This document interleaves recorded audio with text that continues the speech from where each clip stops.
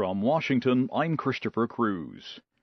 The French Air Force has carried out an airstrike in Mali to support government forces in their campaign against Islamist militants.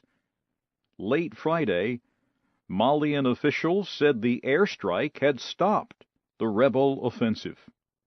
Earlier Friday, France said it had deployed troops to Mali at the request of that country's government. French President François Hollande said the French forces are helping to fight what he called terrorist elements in Mali. He said the operation will last as long as necessary. Mali is a former French colony. Troops from Nigeria and Senegal are also in Mali to help government forces. Officials in the West African nation declared a national state of emergency Friday.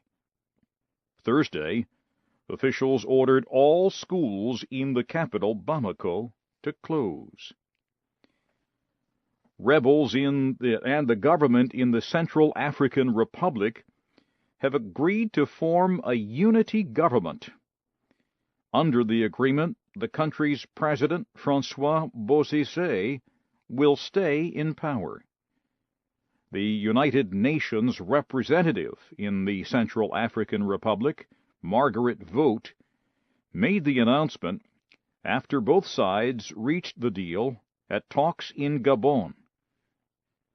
Ms. Vogt said the agreement calls for President Hollande to stay in office until the end of his term in 2016. She said the opposition will name a prime minister who will lead a temporary government.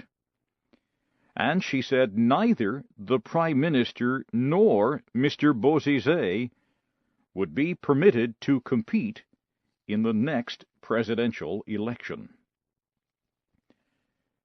Diplomat Lakhdar Brahimi says his talks with American and Russian officials have ended without an agreement on how to end the conflict in Syria. The talks took place Friday in Geneva, Switzerland, at the European headquarters of the United Nations. Mr. Brahimi is the special representative to Syria for both the UN and the Arab League. After the meetings, he told reporters that all sides noted the need for a political solution to the Syrian conflict. But he admitted that ending the crisis soon is, in his words, not likely. President Obama and Afghan President Hamid Karzai have agreed on a plan to amend the purpose of the American military operation in Afghanistan.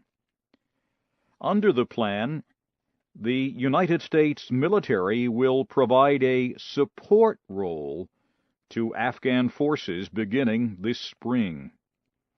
That would be a few months earlier than expected. President Obama says that in the spring, American troops will work on training, advising, and helping Afghan forces. The President spoke during a joint press conference with Mr. Karzai at the White House on Friday. You are listening to the news in VOA Special English from Washington. Officials in Pakistan's Baluchistan province have declared 3 days of mourning for the victims of deadly bombings in the city of Quetta. Police say a suicide bomber was responsible for attacking a billiards hall on Thursday. The bomb exploded in an area which is home to many ethnic Hazaras, who are Shiite Muslims. That explosion was followed a short time later by a car bombing outside the building. The two attacks killed at least 86 people. The banned Sunni group Lashkar-e-Jhangvi claimed responsibility. Shiites are refusing to bury their dead to protest the lack of security for the group. Pakistan is strongly protesting what it calls repeated, unacceptable, and unprovoked attacks on Pakistani soldiers by the Indian Army. Pakistani Foreign Secretary Jalil Abbas Jilani demanded a meeting with India's High Commissioner on Friday. He demanded the Indian government investigate what he called repeated violations of the ceasefire in Kashmir, and he demanded that the government take steps to ensure the violations do not happen again. There have been 3 separate clashes in Kashmir this week. The latest incident happened Thursday. On Tuesday, India accused Pakistani troops of killing 2 Indian soldiers in a cross-border attack. Chinese officials say at least 18 people have been confirmed dead after a landslide hit a village in southern China. Local officials and state media said rescuers had recovered 18 bodies in the village in Yunnan province. The official China Xinhua news agency said many more people are still buried. It is not clear what caused the landslide, but heavy rains have sometimes caused such disasters in the area. In Japan, the government has approved a program to strengthen the world's 3rd largest economy. Prime Minister Shinzo Abe says the plan will create about 600,000 jobs. Japan's economy fell back into recession last year.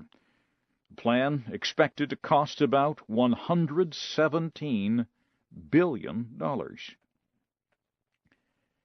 And finally at this hour, the Centers for Disease Control and Prevention says the worst influenza epidemic in the United States in 10 years might be easing in some areas. The CDC reported influenza cases in 47 of the American states on Friday. That is an increase from 41 last week. But the CDC said fewer states are reporting high levels of influenza-like health problems.